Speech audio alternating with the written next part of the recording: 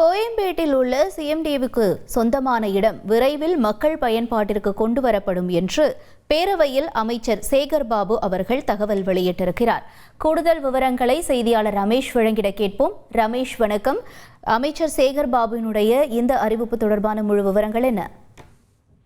வணக்கம். கோயம்பேடு பேருந்து நிலையத்தில் இருக்கக்கூடிய 21 ஏக்கர் நிலம் அப்படிங்கிறது பொதுமக்கள் பயன்படும் வகையில விரைவில் மாற்றப்படும் அப்படிங்கிற ஒரு தகவலை பேரவையில அமைச்சர் சேகர் பாபு தெரிவிச்சிருக்காரு. அதாவது சென்னையினுடைய அடையாளங்கள்ல ஒன்றாக கோயம்பேடு பேருந்து நிலையம் இருக்கு. இந்த கோயம்பேடு பேருந்து நிலையத்துலதான் வெளியில் சொல்லக்கூடிய பயணிகள் சொந்த ஊருக்கு பயணிப்பாங்க. ஆனா கோயம்பேடு பேருந்து நிலையத்துக்கு மாற்றாக இப்ப கிளாம்பாக்கம் பேருந்து நிலையம் அப்படிங்கிறது கொண்டு வரப்பட்டிருக்கு. இந்த சூழல்ல கோயம்பேடு பேருந்து நிலையம் கிளாம்பாக்கத்துக்கு மாற்றப்பட்டிருக்கிறதுனால கோயம்பேடு பேருந்து நிலையத்தில் இருக்கக்கூடிய நிலம் அப்படிங்கிறது எதற்காக பயன்படுத்தப்படும் அப்படின்னு எம்எல்ஏ மனோஜ் பாண்டியன் சட்டப்பேரவையில கேள்வி எழுப்பியிருந்தாரு.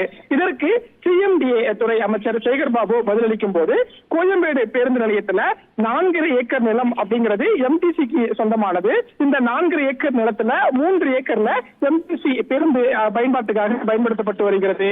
மீதம் இருக்கக்கூடிய 21 ஏக்கர் நிலம் அப்படிங்கிறது பொதுமக்கள் பயன்பாட்டுக்காக விரைவில் பயன்படுத்தப்படும் அப்படிங்கிற ஒரு தகவலை தெரிவிச்சிருக்காரு. குறிப்பா பேருந்து நிலையம் கிளாம்பாக்கத்துக்கு மாற்றப்பட்டதுனால கோயம்பேட்டுல என்ன மாதிரியான ஒரு வசதியை கொண்டு வர போறாங்க அப்படிங்கிற ஒரு எதிர்பார்ப்பு தான் அதிகம் இருக்கு. இந்த சூழல்ல பொதுமக்கள் பயன்படக்கூடிய வகையில அந்த இடம் மாற்றப்படும் அப்படிங்கிற ஒரு தகவலை மட்டும் பேரவையில அமைச்சர் சேகர் பாபு தெரிவிச்சிருக்காரு.